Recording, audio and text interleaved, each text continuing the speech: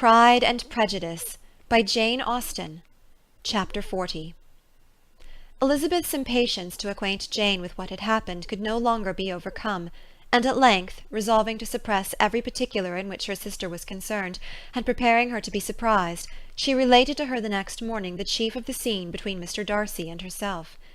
Miss Bennet's astonishment was soon lessened by the strong sisterly partiality which made any admiration of Elizabeth appear perfectly natural, and all surprise was shortly lost in other feelings. She was sorry that Mr. Darcy should have delivered his sentiments in a manner so little suited to recommend them, but still more was she grieved for the unhappiness which her sister's refusal must have given him. "His being so sure of succeeding was wrong," said she, "and certainly ought not to have appeared, but consider how much it must increase his disappointment." "Indeed," replied Elizabeth, "I am heartily sorry for him, but he has other feelings which will probably soon drive away his regard for me. You do not blame me, however, for refusing him?" "Blame you? Oh, no." "But you blame me for having spoken so warmly of Wickham?" "No, I do not know that you were wrong in saying what you did." "But you will know it when I tell you what happened the very next day." She then spoke of the letter, repeating the whole of its contents as far as they concerned George Wickham. What a stroke was this for poor Jane! Who would willingly have gone through the world without believing that so much wickedness existed in the whole race of mankind as was here collected in one individual? Nor was Darcy's vindication, though grateful to her feelings, capable of consoling her for such discovery. Most earnestly did she labour to prove the probability of error, and seek to clear the one without involving the other. "This will not do," said Elizabeth. "You will never be able to make both of them good for anything. Take your choice, but you must be satisfied with only one. There is but such a quantity of merit between them, just enough to make one good sort of man, and of late it has been shifting about pretty much. For my part, I am inclined to believe it all Darcy's, but you shall do as you choose." It was some time, however, before a smile could be extorted from Jane. "I do not know when I have been more shocked," said she. "Wickham so very bad! It is almost past belief. And poor Mr. Darcy! Dear Lizzie, only consider what he must have suffered. Such a disappointment! And with the knowledge of your ill opinion too, and having to relate such a thing of his sister. It is really too distressing. I am sure you must feel it so." "Oh no, my regret and compassion are all done away by seeing you so full of both. I know you will do him such ample justice that I am growing every moment more unconcerned and indifferent. Your profusion makes me saving, and if you lament over him much longer, my heart will be as light as a feather." "Poor Wickham! There is such an expression of goodness in his countenance, such an openness and gentleness in his manner." "There certainly was some great mismanagement in the education of those two young men. One has got all the goodness, and the other all the appearance of it." "I never thought Mr. Darcy so deficient in the appearance of it as you used to do." "And yet I meant to be uncommonly clever in taking so decided a dislike to him without any reason. It is such a spur to one's genius, such an opening for wit, to have a dislike of that kind. One may be continually abusive without saying anything just, but one cannot be always laughing at a man without now and then stumbling on something witty." "Lizzie, when you first read that letter, I am sure you could not treat the matter as you do now." "Indeed, I could not. I was uncomfortable enough, I may say unhappy, and with no one to speak to about what I felt, no Jane to comfort me and say that I had not been so very weak and vain and nonsensical as I knew I had. Oh, how I wanted you!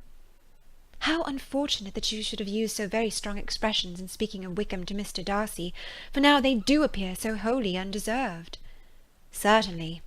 But the misfortune of speaking with bitterness is a most natural consequence of the prejudices I had been encouraging. There is one point on which I want your advice. I want to be told whether I ought, or ought not, to make our acquaintance in general understand Wickham's character." Miss Bennet paused a little, and then replied, "Surely there can be no occasion for exposing him so dreadfully. What is your opinion?" "That it ought not to be attempted. Mr. Darcy has not authorized me to make his communication public. On the contrary, every particular relative to his sister was meant to be kept as much as possible to myself, and if I endeavour to undeceive people as to the rest of his conduct, who will believe me? The general prejudice against Mr. Darcy is so violent that it would be the death of half the good people in Meryton to attempt to place him in an amiable light. I am not equal to it. Wickham will soon be gone, and therefore it will not signify to anyone here what he really is. Some time hence it will all be found out, and then we may laugh at their stupidity in not knowing it before. At present I will say nothing about it. You are quite right. To have his errors made public might ruin him for ever. He is now perhaps sorry for what he has done, and anxious to re-establish a character. We must not make him desperate. The tumult of Elizabeth's mind was allayed by this conversation. She had got rid of 2 of the secrets which had weighed on her for a fortnight, and was certain of a willing listener in Jane, whenever she might wish to talk again of either. But there was still something lurking behind, of which prudence forbade the disclosure. She dared not relate the other half of Mr. Darcy's letter, nor explain to her sister how sincerely she had been valued by her friend. Here was knowledge in which no one could partake, and she was sensible that nothing less than a perfect understanding between the parties could justify her in throwing off this last encumbrance of mystery. "And then," said she, "if that very improbable event should ever take place, I shall merely be able to tell what Bingley may tell in a much more agreeable manner himself. The liberty of communication cannot be mine till it has lost all its value." She was now, on being settled at home, at leisure to observe the real state of her sister's spirits. Jane was not happy. She still cherished a very tender affection for Bingley. Having never even fancied herself in love before, her regard had all the warmth of first attachment, and from her age and disposition, greater steadiness than most first attachments often boast, and so fervently did she value his remembrance, and prefer him to every other man, that all her good sense, and all her attention to the feelings of her friends, were requisite to check the indulgence of those regrets which must have been injurious to her own health and their tranquillity. "Well, Lizzie," said Mrs. Bennet one day, "what is your opinion now of this sad business of Jane's? For my part, I am determined never to speak of it again to anybody. I told my sister Philip so the other day, but I cannot find out that Jane saw anything of him in London.